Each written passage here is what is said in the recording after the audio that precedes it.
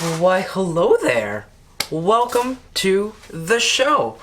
This is a UKB, but this is a USB.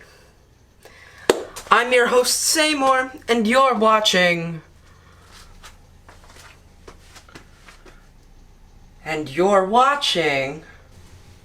Do I have to say it? Yes, Leopoldo, you have to say it. Just say it and you can go. You're watching Saimores Basement.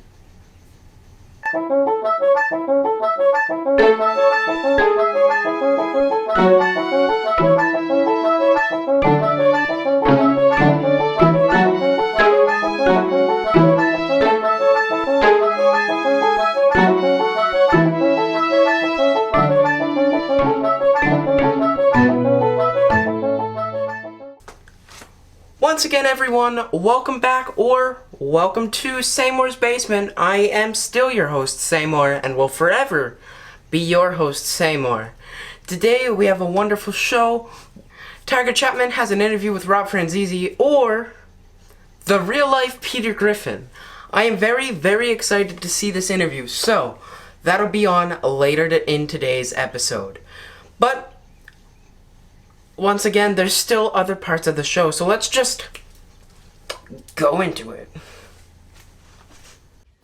Okay, guys, so this is the green room. Someone will be in later to come get you when it's your time to come on.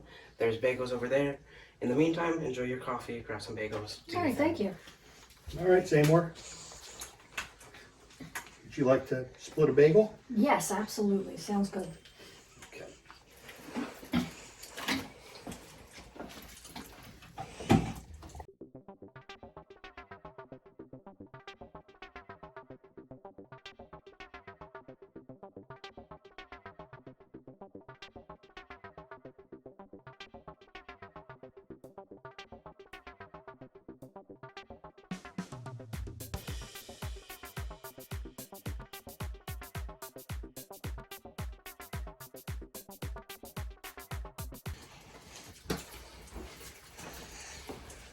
Oh, thank you. It took you long enough. You're welcome.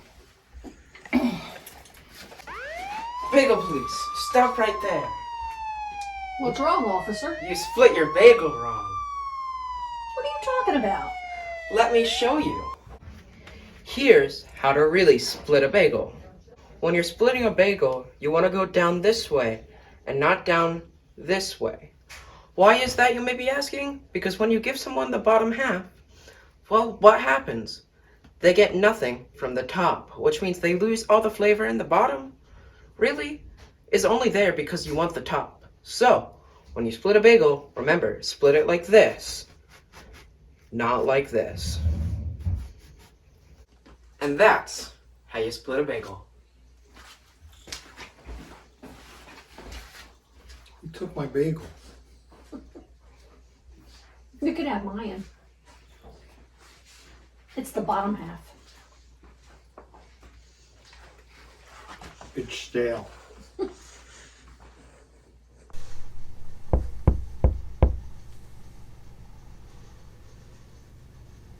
Who is knocking on my door? Oh. Hi, Saimore. Hey, Leopoldo, I have a gift for you. A gift for me? Huh. Here. Huh. A new mug.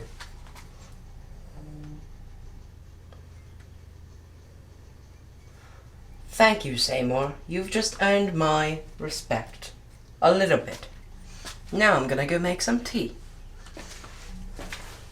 And you guys at home, down below there's a link to my merch store where you can get the same exact mug that Leopoldo now has. I hope you guys enjoy it as much as I think Leopoldo will. But now, Tiger Chapman, over to you, buddy.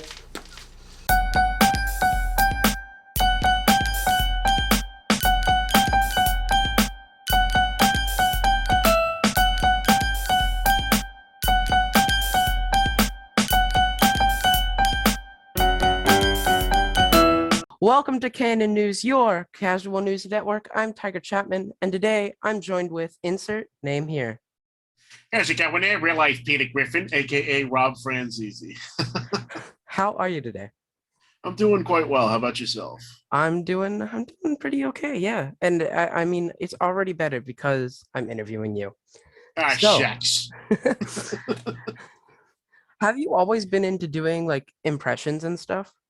Yeah, it started when I was a little kid. My brother used to do an imitation of Grover from Sesame Street. And I think that was really the start. And then I found out that Frank Oz, who does the voice of Grover, also was Yoda and it's Piggy and Fozzie Bear. And it just blew my mind that one person could be so many people. And then I found out that one person did almost all the Looney Tunes. And I think that's really what got me into it. Of course, that's the legendary Mel Blanc who did the voices of the Looney Tunes. And I would just sit there, and it was before I was even good at it. I just used to sit there with a carrot in my hand, going, "Yeah, what's up, Doc?" And it just grew from there. And it wasn't until 2012 when I went to New York Comic Con with my friends dressed like Peter that I started doing it in public. So, what's the story behind the Real Life Peter Griffin? How did you get like to do that? Like, where did Well, that it was born come out of from? necessity. So I had been doing impressions, like I said, for since I was a kid. But I did the Peter Griffin thing out of necessity because I had gone to New York Comic Con with my friends in 2012, like I said, and I dressed like Western Ghost Rider for the first day, and I got heat stroke at the show. My head could have been hotter if it was actually on fire. So I decided to find something comfortable in my closet, and I happened to have green pants and a white shirt and round glasses. And I was like, well, this is kind of funny that I just happen to have everything to make this happen. And I was self-conscious at the beginning. I didn't have like the confidence that I do now. So I even took some masking tape and put it on my New York Comic Con badge that I'm wearing around my neck. And I wrote Peter Griffin on there. I was like, great, they're going to think I'm a fat John Lennon. But I still remember the absolute moment where Real Life Peter Griffin was born. I went to the ATMs at New York Comic Con. And when the money came out of the machine, I just went, "Oh my God, I won!" And everybody within earshot heard that and lost their minds, and they started following me around. From there, clearly, I had gotten platforms and all kinds of crazy stuff has happened since then. So, if you couldn't be the Real Life Peter Griffin, who would you have to be? Who would I have to be? Or Well, what, I mean, if who I or could have who the would you ideal, be? what would I be? Oh, geez, I'd probably still be working at that crummy credit union that I used to work at. But if I could be anybody, I'd like to be the real life Thor. That would be cool. Or He-Man, somebody with the power. So, you stream. I do. Why did you start streaming? Well, I've always loved video games. I've been a video game nut since I was a small kid. I mean, it started with the original Nintendo, and I had Atari and television, Game Boy, and I mean, I've been there for like most of the history of video games. And I grew up with them, and when they started coming out with Twitch and stuff like that, where people were watching other people play video games, I thought that was kind of cool. And I never thought that I would be interesting enough to watch, but I got coaxed into it, and I on and off stream. I have to get back into it again. I like playing with my good friend McNux. Yes, mix He's sus. he's a McSauce, yeah. He's a big time streamer, and then Miss Bunny Senpai, another one of my friends. She's another streamer, and playing with other people I find is what makes me enjoy streaming. When I play by myself, I like to play video games like not on stream, like one player games and stuff, because I like to get sucked into the story, and I feel like I get distracted when I have to read the comments and like keep people entertained while I'm playing it. But with party streams and getting to play with my friends, that's when it becomes fun for me. So on your YouTube, you also do this thing every once in a while, grinds my gears, right? Mm-hmm. How do you come up with those ideas for what you talk about, like those Well, topics? the funny thing is the grinds my gears topics are usually things that actually grind my gears. So what you're saying is true then when you do Oh them. yeah, there's a little bit of truth behind every just kidding. As my friend Mandy likes to say, comedy is lube of truth. So if you weren't doing this at all, if you never had the chance to see, Family Guy or anything, what would you be doing right now? That's hard. That's hard to say.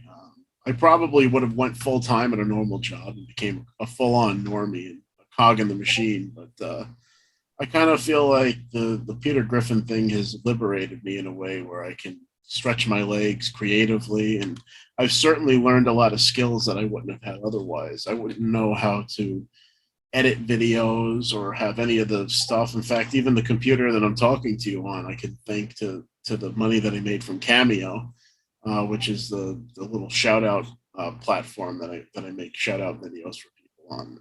And I don't know, my life would be very different, and it would be hard to say which way it would have went. Has this affected you in any bad ways or good ways doing what you do? Bad ways. I mean, I really can't say that it's been bad in any way because it's really given me a platform that I never thought that I'd be capable of. I still consider myself to be a regular person.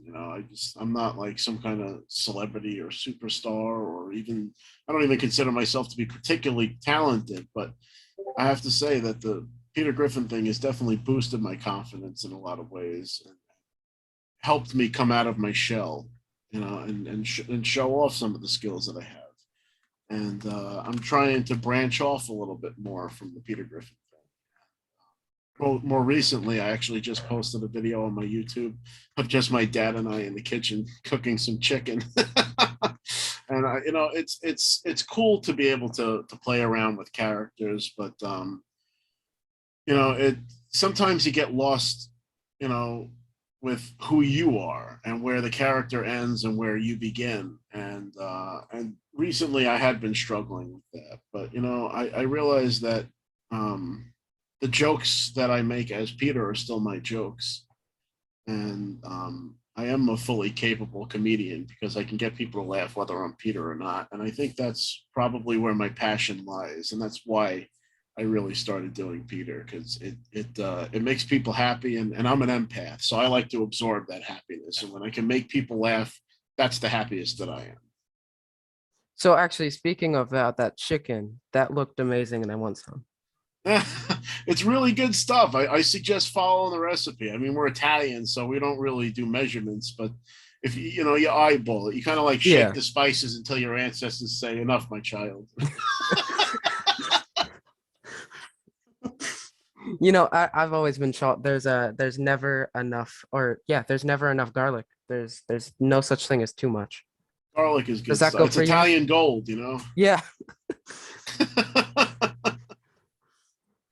If that was the case, I'd be rich. Right? Jeez. And that means I've been making really expensive meals too. So, do you have anything like planned for the future of you? Like, what do you have planned for the future of your social medias and just you in general? Well, the TikTok thing is pretty new. I started that at the end of June, and that's blown up. It's quickly become my largest platform. I have over 500,000 people following me on there, which is wild. I'm going to continue to make little short videos with that with my friend Mandy, aka the Real Life Lois Griffin, and then also my friend Anya, who's the Real Life Meg. And I'm probably going to hit the con circuit again next year.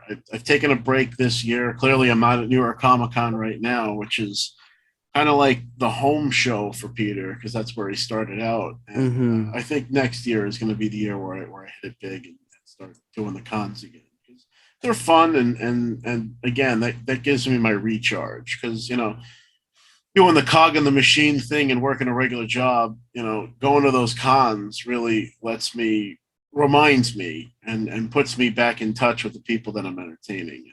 Mm-hmm. It gives me a good sense of that I'm doing the right thing. So New York Comic Con is where the real life Peter Griffin was born, but is that your favorite Comic Con to go to? Do you have I do like a enjoy New favorite? York Comic Con for the fanfare and the hugeness of it, but there are smaller cons that I definitely enjoy just because they're smaller and I get to see more people that I care about and spend time with them. See, at New York Comic Con, I'll get to see a lot of people for like maybe 5 minutes at a piece, and then we're all just shuffling through the body of ocean, or ocean of bodies, as I like to call it. And there's a show called RetroCon in Pennsylvania that actually just passed as well, and that's at the Greater Philadelphia Expo Center in Oaks, Pennsylvania.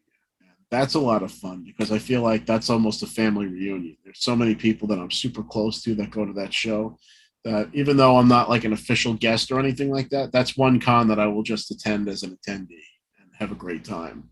And then also, when you get older, you got to go to Dragon Con because Dragon Con is nerdy gras. That's just like partying till 4 a.m. and having a good time. And it's a showcase of costumes and it's really the meeting place for like the East Coast and the West Coast cosplayers to meet at a middle ground and just party it out. And I really, really would like to get back to that show. So those are probably two of my favorite cons. Now, speaking of parties, it is almost the end of the interview, which means it's time to do some dancing. Would you like me to show you how to do this dance Let's see. before we do Let's this see dance? it. All I'm right, down so for it. I would like you to guess the name as well. So it goes just like this. This is the whole dance. Is it called the oscillating fan? Well,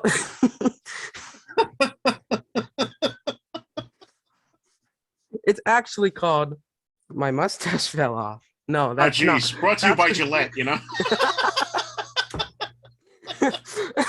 It's actually called the Life Alert.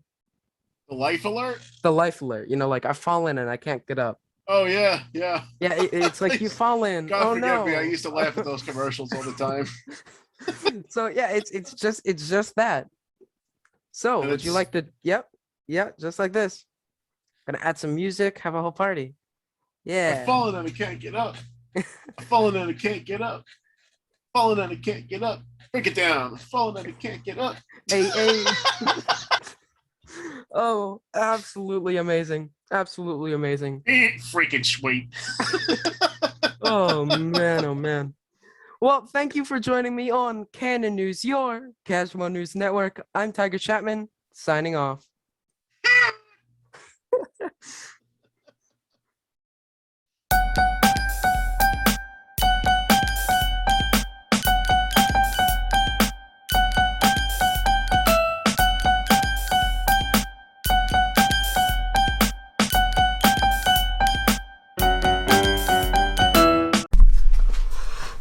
Okay, everyone, that was all we had for today. Hopefully, you enjoyed that interview with the Real Life Peter Griffin.